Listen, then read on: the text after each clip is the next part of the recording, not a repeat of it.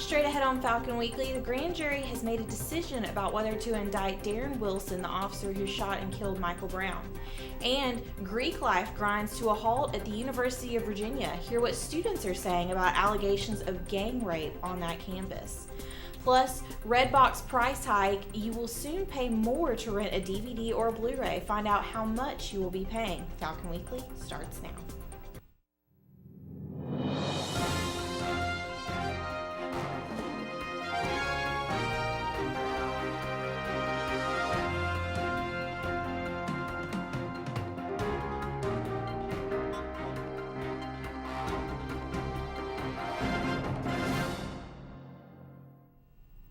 Hello and welcome to Falcon Weekly. I'm Kayla Guillo. Thanks so much for joining us.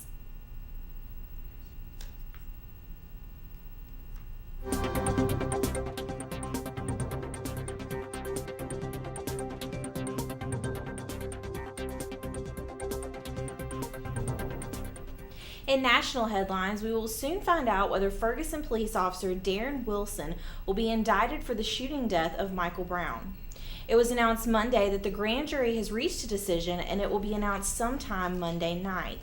Meanwhile, the city is preparing for the worst, and Missouri's governor has called in the National Guard. Scattered protests have already popped up, and several people have been arrested. The grand jury had several options ranging from first-degree murder to involuntary manslaughter. They can also choose to indict by citing the Missouri statutes regarding self-defense and police use of force. We will update you on Facebook and Twitter when we have more information about this developing story.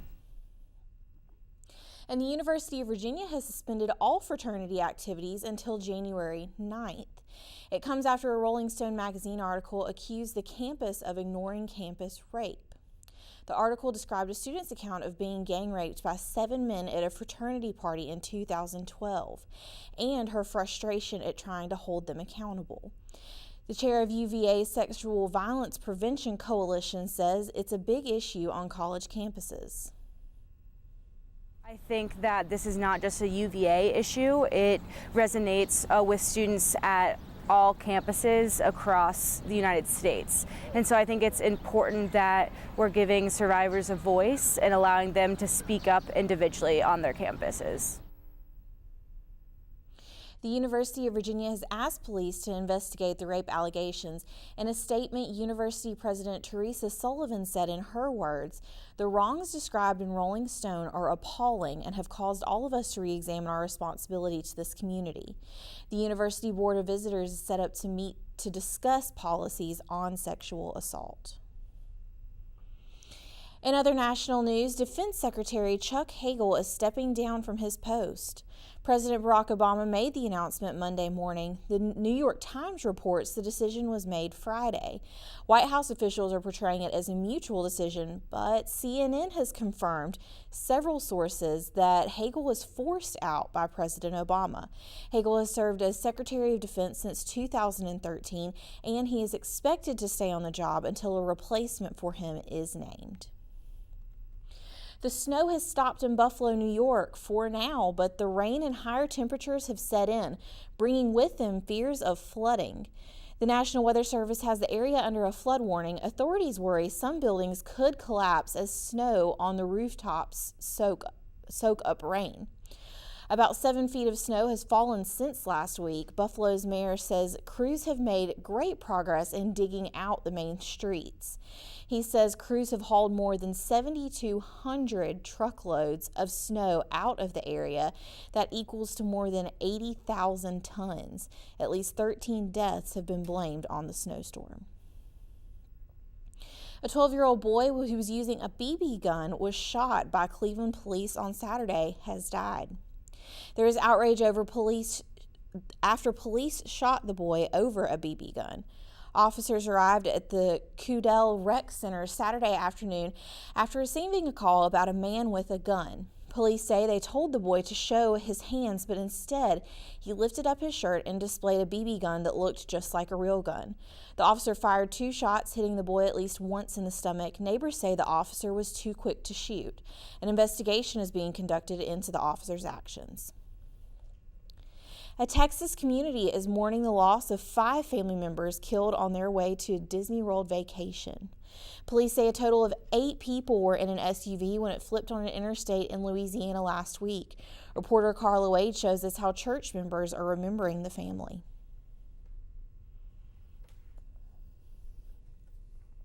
At the Rock Church in Terrell, the focus was squarely on the Hardman family and their ill-fated trip to Disney World.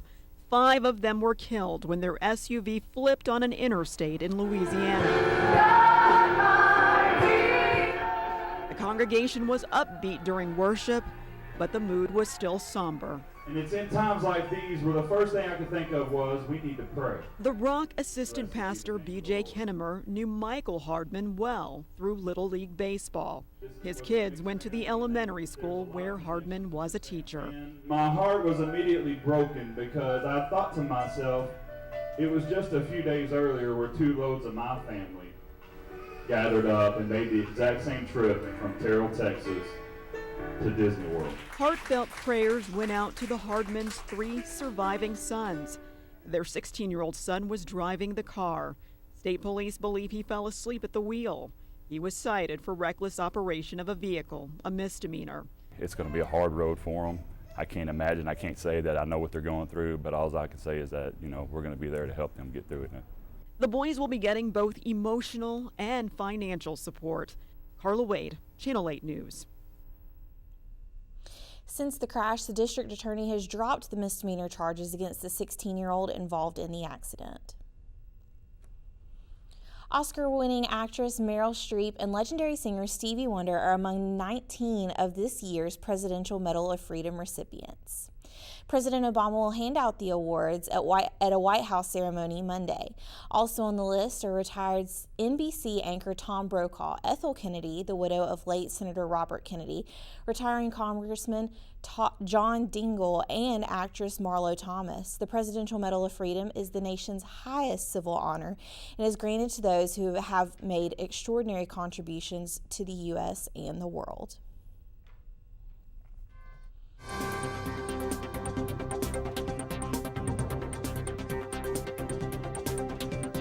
In entertainment news, rental prices at Redbox are going up. The continued success of competitor Netflix is most likely the cause. DVD rentals will be going up by 25% to $1.50 a night. Meanwhile, Blu-ray rentals will increase to $2. That change goes into effect December 2nd, and video game rentals will also jump up to $3 a night at the start of 2015. Redbox is hoping the increased revenue will allow the rental service to offer more and better services. The Hunger Games Mockingjay Part 1 is king of the box office for the weekend and the entire year. The film brought in $123 million, beating out Transformers: Age of Extinction for the biggest domestic opening weekend of 2014. But the latest installment of the franchise failed to match up to the debuts of its previous 2 films. Other top box office hits for this weekend were Disney's Big Hero 6, Interstellar, Dumb and Dumber 2, and Gone Girl.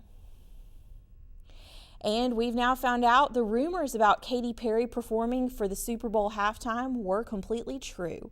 Perry will headline the halftime show at Super Bowl 49. The NFL made the announcement during Sunday night's Cowboys-Giants game.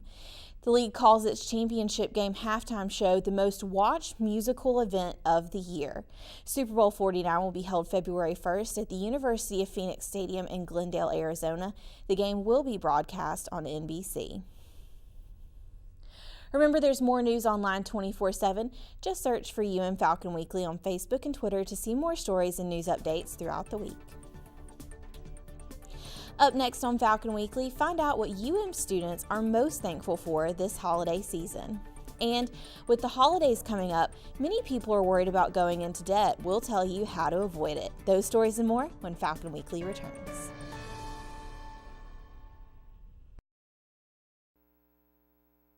I would say that I'm thankful for my family because they've always supported me, even though it's taken me a little bit longer to graduate than planned. But they're still happy for me. They're still kind of, in the mix with that. And I guess I'm happy for all the years that I've been able to spend at Montevallo. It's the time of the year for spending time with family, enjoying lots of food, and celebrating the holidays. Falcon Weekly's Carmela Williams joins us with a look at the latest in Thanksgiving news. Hi, Carmela. Hi, Kayla. It's almost time to head home for Thanksgiving. This year, classes will continue through Tuesday evening, but are canceled Wednesday through Friday. Students living on campus will need to be out of residence halls by 8 Wednesday morning. Dorms will reopen at 3 p.m. on Sunday the 30th. Before students head home for Thanksgiving, we wanted to know what UM students are thankful for this year. Falcon Weekly's Lucas Burns hit the bricks to find out. You know, I'm very thankful for my family and friends and things like that, being able to reunite with them because, you know, I've been up here for so long. I enjoy these breaks when we do get them, you know what I mean, between college classes and things. So, you know, that's what I'm thankful for. Netflix mostly. Definitely Netflix and Batman. I am thankful for my friends. What I'm thankful for is like my friends and my family, man. At least they care about me. They care about this brother, so that's what's up. I care about them too. And birthday's today, and I hope everybody else have a good Thanksgiving too. And we want to know what you're thankful for this year. Just let us know on Facebook and Twitter. Just search for UM Falcon Weekly. AAA is predicting a banner year for Thanksgiving travel. The Motor Club predicts more than 43 million Americans will travel 50 miles or more for the holiday weekend. That's the highest volume since 2007 and a more than 4% increase since last year. Nearly 90% of travelers will be on the road enjoying the lowest gas prices in almost 4 years. When it comes to Black Friday and Cyber Monday, it looks like most shoppers are over it this year. According to Bankrate.com, only 40% of Americans plan to shop this Black Friday. 28% plan to do that shopping in a store, while others will do their spending online. So exactly who will be checking out the in-store deals? Mostly millennials, aged 18 to 25, because to them, it's more about the experience than the prices. So why the disinterest among shoppers? You can blame in part the lengthy shopping season. Some retailers began offering Black Friday deals as early as November 1st. So when it comes to holiday shopping, should you wait for Black Friday? Karen Kafa looks at what to buy now and what to wait for in today's Consumer Watch. Black Friday gives way to Gray Thursday, and Cyber Monday continues to grow. Strategizing for the best deals can be confusing. Personal finance expert Vera Gibbons says there's one area where shoppers may want to be shopping right now. If you're in the market for the really hot, super hot toys, the toys that are out on the best toy list that have been released by Amazon and the likes, I wouldn't necessarily wait to get these hot toys. If it's a gadget on the list, Gibbons suggests Black Friday, and that's in line with a list from Kiplinger's Personal Finance that suggests that day, or for some retailers, Thanksgiving, for items like cookware and small appliances, HD TVs, tablets, laptops, and video games and consoles. That may surprise some shoppers looking for the best electronics deals on Cyber Monday. But Gibbons says the big online shopping day is the day to snag apparel. You tend to see 45% more clothing deals on Cyber Monday itself. And Cyber Monday is generally when you see store-wide discounts. You know, take 30% off everything, take 40% off everything. So if you have a favorite retailer or a favorite brand, Cyber Monday would be an excellent time to shop for apparel. Consumers who will do most of their shopping online may want to get an even earlier start. A survey by Adobe predicts overall online prices will be at their lowest on Thanksgiving Day. For Consumer Watch, I'm Karen Kafa. They're fighting against having to work on Thanksgiving.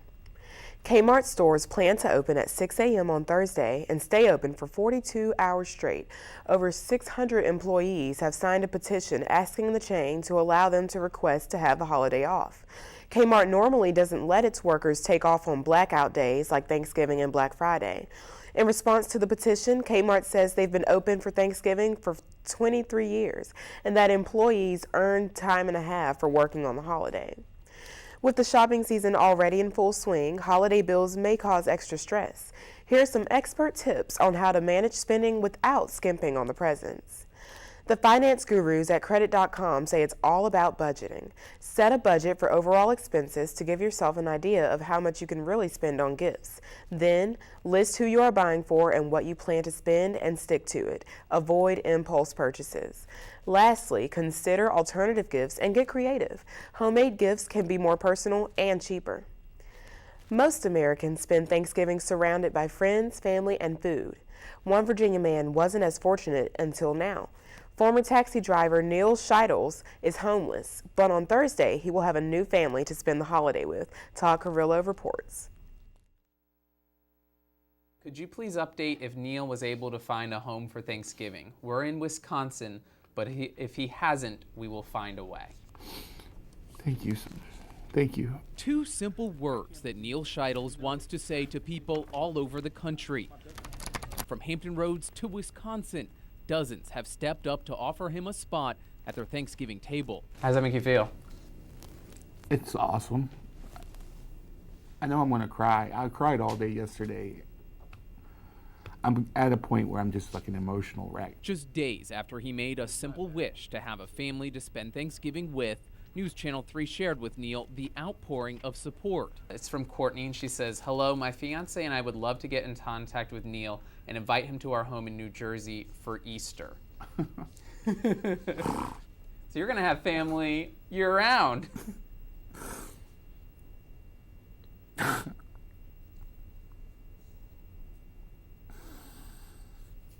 Okay. The calls, the emails. This is another one from Wisconsin. Another person, New Jersey. All a reminder. I think Neil has put a real face on who the homeless are. It's not what a lot of people think. They're human beings, just like you and I. And something reflected in one other message. Just wanted to say that I don't have much, but Neil the homeless man is always welcome in my home. It may not be long before we are in the same position, so if I can help, I would gladly do it. And that's what I was telling you about the people here that would give you the shirt off their back. And she sounds like she's one of those people. Is the Grinch working his evil magic in Reading, Pennsylvania? The town's Christmas tree is lacking. It looks like something Bob Cratchit might have in his house. Although the area already had a lighting ceremony, there's a chance things could soon look better. Dwayne Parker has our story. It's nasty, it's pathetic, and they shouldn't have it here. It seems this one Christmas tree located at 5th and Penn has hit the wrong nerve with some residents in Reading. Yeah, it does look a little pitiful. Very sad. Ay, yo no la quiero dar, si está horrible. You don't need to speak Spanish to know what this woman thinks of the tree. Some of its branches fall into the ground as if they've already given up the fight. Not to be funny, if it was a squirrel right now looking for a place to live in the winter, it won't even go into this tree. It looks sad. Everybody's calling it a Charlie Brown tree. City Council President Francis Acosta is leading the charge to replace the tree. The group, Christmas for Downtown Reading, raised money and will be looking for 2 new trees in Coombrou Township on Saturday. So hopefully we'll be able to have a beautiful Penn Street appropriate tree here by Monday night. Officials say scheduling conflicts prevented them from postponing Friday night's tree lighting ceremony until the new tree arrived.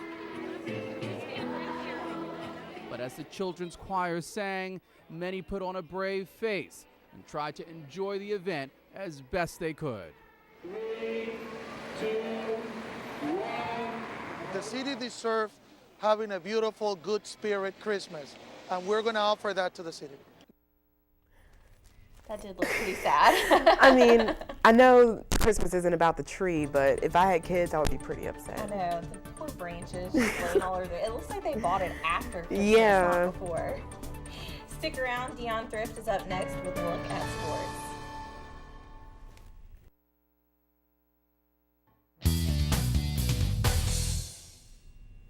Welcome back to Falcon Weekly. I'm Dion Thrift with a look at this week's sports.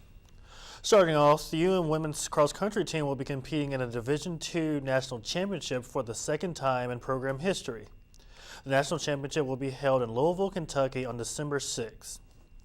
The Falcons recently claimed the NCAA Division II Southeast Regional Championship for the first time in program history. UM placed 4 runners in the top 16 of the tournament, including PBC Runner of the Year, Katie Best, who finished at 6th overall in the individual standings.